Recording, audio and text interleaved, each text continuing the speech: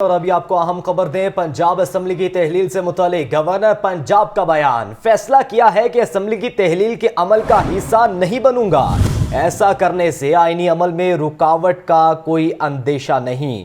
آپ کو بتا رہے ہیں کہ پنجاب اسمبلی کی تحلیل سے متعلق گورنر پنجاب کا اہم بیان سامنے آیا ہے۔ ان کی جانب سے کہا گیا کہ فیصلہ کیا ہے کہ اسمبلی کی تحلیل کے عمل کا حصہ نہیں بنوں گا، ایسا کرنے سے آئینی عمل میں رکاوٹ کا کوئی اندیشہ نہیں۔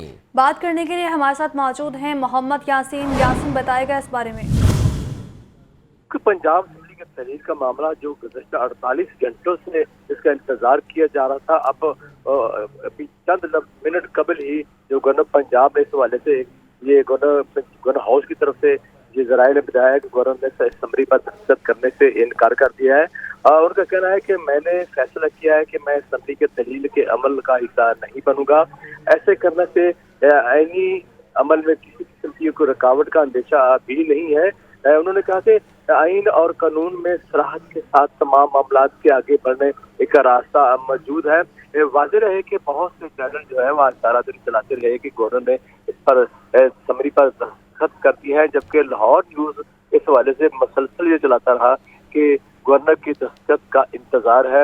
یوں لاہور نیوز ایک بار پھر بازی لے گیا ہے اور انہیں اس حوالے سے اپنے ناظرین تک بالکل درست اور پر وقت خبر دی ہے کہ اب جو ہے وہ گورنر نے یہ فیصلہ کیا ہے کہ وہ اس سمری پر دستخط نہیں کریں گے۔ گورنر نے یہ فیصلہ کیا ہے کہ وہ سمری پر دستخط نہیں کریں گے۔ محمد یاسین، آپ ہمارے ساتھ ہی رہیے گا۔ ابھی جوائن کیا ہے لیاقت علی نے۔ لیاقت علی، بتائیے گا، گورنر پنجاب کا یہ اہم فیصلہ سامنے آیا ہے، وہ دستخط کرنے سے انکار کر چکے ہیں، اب آگے کیا ہوگا؟ گورنر پنجاب نے چونکہ اب دستخط کرنے سے انکار کر دیا تو 10:11 پر پنجاب اسمبلی آج خود تحلیل ہو جائے گی، اور اس کے بعد اسمبلی کی تحلیل کے بعد جو ہے اگلا آئینی عمل جو ہے وہ شروع ہو جائے گا، جس کے لیے وزیر اعلیٰ پنجاب سے پرویز لائی اور اپوزیشن لیڈر حمزہ شہباز کے ساتھ جو ہے وہ مشاورتی عمل کا جو ہے وہ آغاز ہو جائے گا۔ اور اس میں وزیر اعلیٰ پنجاب جو ہے وہ حمزہ شہباز کو خط لکھیں گے اور اس میں یہ کہا جائے گا کہ آپ 3 دن کے اندر یہ انہیں اپنی مشاورت مکمل کرنا ہوگی، اور اگر اس میں یہ ناکام رہتے ہیں تو پھر معاملہ پارلیمانی کمیٹی میں جائے گا۔ وہاں پر اسپیکر جو ہے وہ دونوں جانب سے حکومت اور اپوزیشن سے نام لینے کے بعد پارلیمانی کمیٹی قائم کرے گی اور اس کو بھی 3 دن کا وقت ہوگا۔ اگر وہ بھی نہیں اتفاق کرتے، جو پارلیمانی کمیٹی میں نام 4 آئیں گے، وہ چاروں نام الیکشن کمیشن آف پاکستان کو بھجوا دیے جائیں گے، اور پھر 48 گھنٹے کے اندر الیکشن کمیشن آف پاکستان جو ہے وہ کے ٹیکر وزیر اعلیٰ کا اناؤنسمنٹ کر دے گا۔ تو اس میں پھر ان سیاسی طاقتوں کی جو ہے وہ مداخلت ختم ہو جائے گی، اور الیکشن کمیشن کو یہ اختیار ہوگا کہ ان 4 میں سے کسی ایک کو بھی وہ وزیر اعلیٰ پنجاب جو ہے وہ کے ٹیکر کے سیٹل میں بنا دیں۔ تو یوں اب آج رات سے ہی جو کہہ لیں کہ وہ آئینی عمل اب آگے بڑھے گا اور وزیر اعلیٰ پنجاب اپوزیشن لیڈر سے مشاورت کا آغاز کریں گے۔ جی ٹھیک ہے لیاقت علی، یہ بھی بتائے گا کہ جیسا کہ آپ نے کہا کہ الیکشن کمیشن کے پاس فیصلہ جائے گا اور الیکشن کمیشن جو ہے وہ فیصلہ کرے گا، تو اگر الیکشن کمیشن بھی 48 گھنٹوں میں فیصلہ نہیں کرتا تو اس کے بعد کیا اگلا آئینی طور پر قانونی ماہرین کیا کہتے ہیں اس حوالے سے؟ نہیں، یہاں تک کی نوبت نہیں آتی، کیونکہ الیکشن کمیشن جو ہے وہ انڈیپینڈنٹ اتھارٹی ہوگی، اس نے کسی سے اتفاق نہیں کرنا۔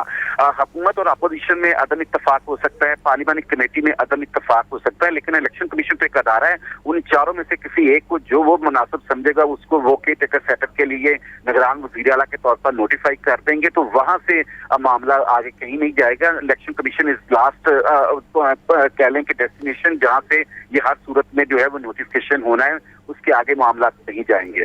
ٹھیک ہے لیاقت علی، ہمارے ساتھ ہی رہے گا۔ محمد یاسین، میں آپ کی طرف دوبارہ بڑھوں گا، یہ بتائیے گا کہ جیسا کہ گورنر پنجاب نے انکار کر دیا دستخط کرنے سے، کیا اس حوالے سے کوئی ایسی اطلاعات بھی ہیں کہ گورنر راج لگنے کا کوئی امکان ہے؟ ایسی کوئی صورتحال بھی پیدا ہو سکتی ہے؟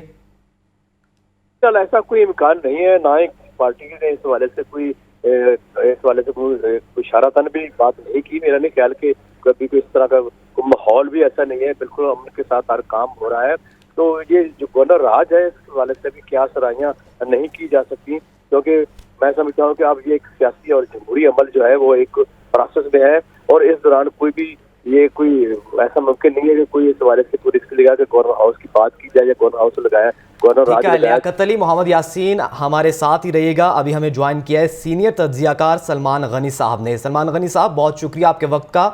یہ بتائیے گا کہ فیصلہ کر لیا گیا ہے اب گورنر پنجاب کی جانب سے کہ وہ دستخط نہیں کریں گے، آئینی طور پر آئینی حوالے سے کیا کہتا ہے؟ اگر گورنر پنجاب دستخط نہیں کرتے تو معاملہ آگے جائے گا، کہاں تک آگے جا سکتا ہے اور کیا امکانات ہیں آگے پنجاب کی سیاست کے؟ بات یہ کہ اگر گورنر صاحب نے باقاعدہ انکار کیا ہے تو میرا خیال ہے کہ یہ تو آئین پہ اثر انداز ہونے کی کوشش ہے۔ جب چیف منسٹر نے اعتماد کا بوٹ لے لیا اور انہوں نے ایڈوائز دے دی، یہ تو خالصاً ایک آئینی طریقہ کار ہے اور آئینی طریقہ کار پر کاربند رہنے کے جناب گورنر پابند ہے۔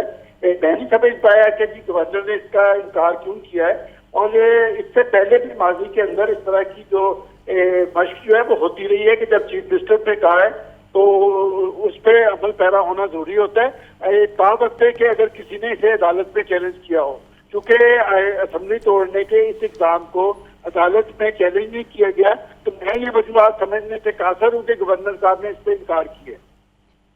ٹھیک ہے، سینئر تجزیہ کار سلمان غنی ہمارے ساتھ موجود تھے اور ساتھ ہی ساتھ ہمارے نمائندگان محمد یاسین اور لیاقت علی بھی موجود تھے۔ آپ سب کا بے حد شکریہ۔ پنجاب اسمبلی کی تحلیل سے متعلق گورنر پنجاب کا بڑا بیان سامنے آیا ہے اور فیصلہ کیا ہے کہ اسمبلی کی تحلیل کے عمل کا حصہ نہیں بنوں گا۔ ایسا کرنے سے آئینی عمل میں رکاوٹ کا بھی کوئی اندیشہ نہیں ہے۔ اس سے قبل آپ کو بتائیں کہ گورنر پنجاب کے دستخط کا 48 گھنٹے سے انتظار کیا جا رہا تھا، اور آپ کو بتائیں کہ اب پنجاب اسمبلی کی تحلیل سے متعلق گورنر پنجاب کی جانب سے بڑا بیان سامنے آ گیا ہے۔